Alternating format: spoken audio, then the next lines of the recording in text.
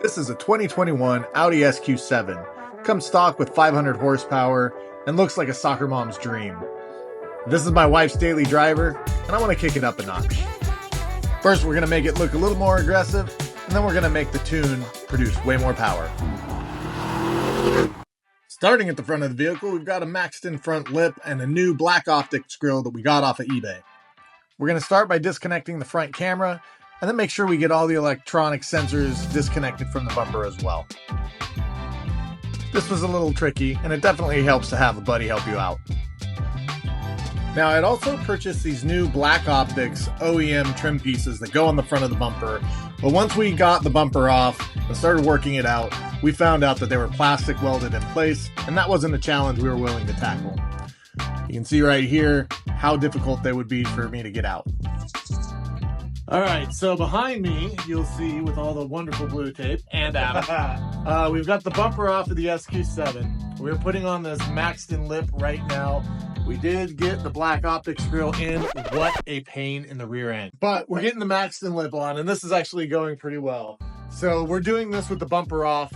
Not everybody has taken the bumper off to put this on. You certainly don't have to, but this probably makes it a little bit easier. The nice thing about this one is there's these 3 vents underneath that align with the bumper, and it makes it a real easy fit. And then we, of course, taped it in place, and then we laid out our holes here with pieces of blue tape, just so we can make sure they were the same on the other side. And we got everything all taped up. We drilled all the holes. Here's a quick view on the inside of the bumper. You can see what we tried to do is make sure we had many of these bolts drilled as close to the leading edge of the lip as possible, just to provide as much strength as we can. Some of these other ones were as far up as we could where the lip made contact with the bumper, and that was as good as we were able to do. Here's a quick look at what I'm talking about. You can see we got the bolts close to where the lip makes contact with the bumper. We got those nice and evenly distributed so we can get all the strength that we need, so all that downforce hitting the lip doesn't rip it off. With the front done and the bumper back in place, next we're moving on to the side skirts. These are just going to help complete the look of the vehicle, make it look like it sits a little bit lower to the ground. I feel like something like this. Then you got the rear piece that goes right here. So it goes in the rear? Goes in the rear, on the side, as the name implies. So the install for this one is pretty straightforward. We are going to run through the steps, but we're basically going to install that with some self-tapping screws. And then on the rear side skirt, we're going to put 2 bolts through, and we'll show you where to drill everything, because the instructions that exist for this aren't great. And I got to give a big shout out to our buddy Oscar Rao, who sent some pictures, and he did this on his and sent me some information to help me through the process. Again, because Maxton could use some help with their instructions. All right, so what we're gonna do is we're gonna pre-drill all the holes. We're putting 10 screws in, and these are sheet metal screws that we picked up because either I lost the ones that came or they didn't come with the kit. I think it's the latter, but we'll give Maxton the benefit of the doubt. So we're gonna pre-drill. We're gonna put 10 screws in each side. These are 8 by 3/4 inch long sheet metal screws. If you want to go buy your own. Otherwise, it comes with self-tapping screws.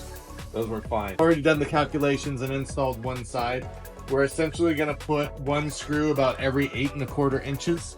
Do the pre-drill on this, and then we'll hold that up under the car and use those pre-drilled holes as guides to pre-drill into the plastic piece underneath the car.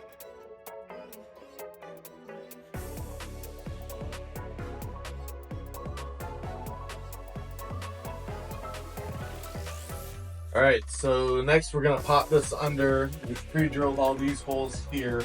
We're gonna use these pre-drilled holes as a guide, pre-drill the ones underneath the vehicle. And once we have all of that done, then we'll remove this protective plastic. And this helps to have a friend who can hold one end of it up for you while you're doing That's me. That's me. Yeah, Get your face in there. Your face is in. Okay, so here's a quick shot of the underneath of the vehicle.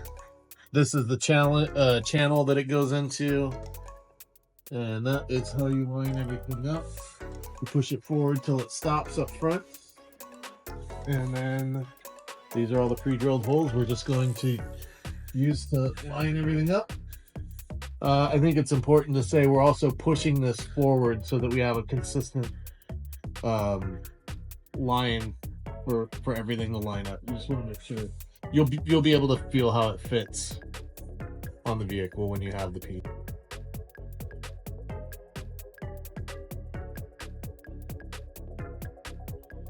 Peel it, dude. Oh gosh, it's so glossy. So good. So glossy and good.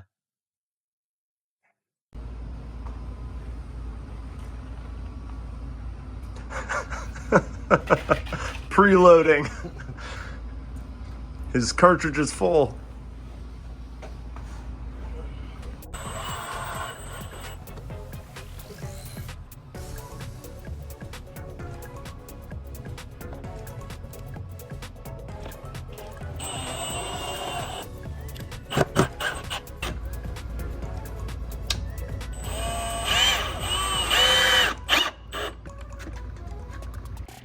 So the last one that we're gonna get in the front here is just at the tail end of this Aero.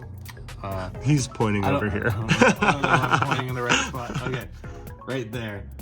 So you can go straight up through there at the bottom, and that'll mount the front end nice and solid. Two. The time for the rear spoiler here, we've got the one on the other side, and they did send 4 of these bolts for each one, which I feel like it's overkill. Our buddy Oscar definitely did 3. We did 2 and deemed it solid. So we're gonna show you underneath here in just a second, but you can hold this up and line this ridge up with the body lines underneath. You'll be able to feel it when you have the piece in your hand. Have a friend help you hold it in place, and then you're gonna pre-drill your holes through. Slide the bolts in. Those bolts are a little bit wide, so we used a 1/4-inch drill bit. Yeah, and the other thing that I think is worth noting is in this area, you've got an underside bracket that's coming in and bolting to the bumper piece, and there's some raised pieces of plastic.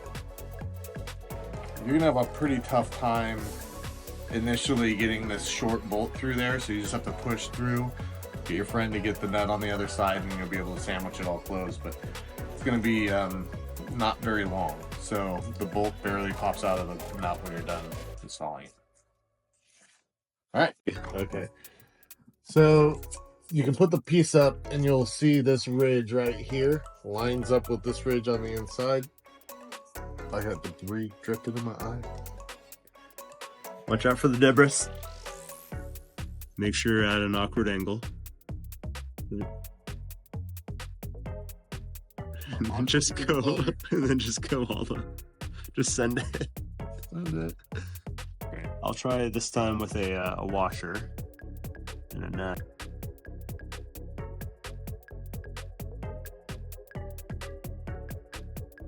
With the Maxton kit installed, this thing is already starting to look a lot better. Remember those front trim pieces on the bumper that we talked about having trouble installing? Well, we've got a solution for that too. Later on in the video, we'll show you how we handled that to make this whole thing look a lot more cohesive. For now though, check out that front lip. It's already making this thing look a lot more aggressive.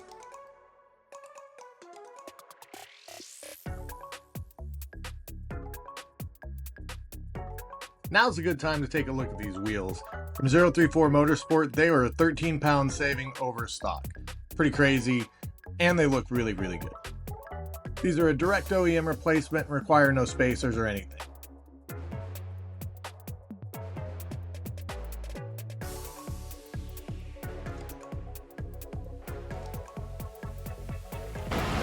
After getting the wheels installed, we had our local shop, Auc Tuning, install the APR Stage 1 tune, and then we headed to the dyno to see what it could do. So we're about to get the SQ7 on the dyno. Keep in mind this is Stage 1 APR, 91 octane tune on this one. Stock form, these things are about 500 horsepower crank. We're expecting to see well above that at the wheels. Let's check it out.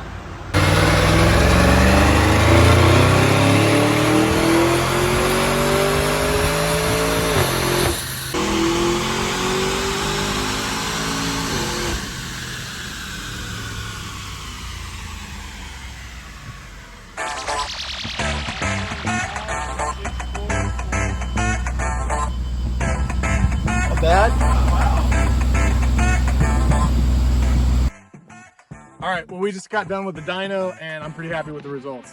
We made 594 horsepower with the stage 1 tune from APR on the SQ7. Pretty cool stuff. I think it just goes to show that maybe the SQ7 is low-key like grocery getter heaven. With the tune complete, the dyno results good, now it was time to go ahead and install a new intake from APR. This helps us get a little bit more whoosh noises from the intake and adds a little bit better airflow and also some more power.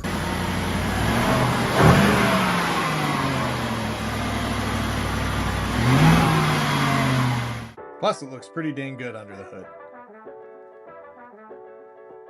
With all the power mods wrapped up, now it's time to take another look at the exterior. We took the car to C-Wraps to have our buddies over there wrap all the aluminum optics in black vinyl. I think it really completes the look of the car and gives me that aggressive look I was going for. I did leave the rings in chrome because I kind of dig it that way. I may still black out the SQ7 in one. Some of the details they did on this are just unbelievable, like this cutout they did of the Quattro. Hope you enjoy the ride. My wife sure likes her grocery getter. Stay tuned for more. We've got even more mods coming up on this and all of our other vehicles.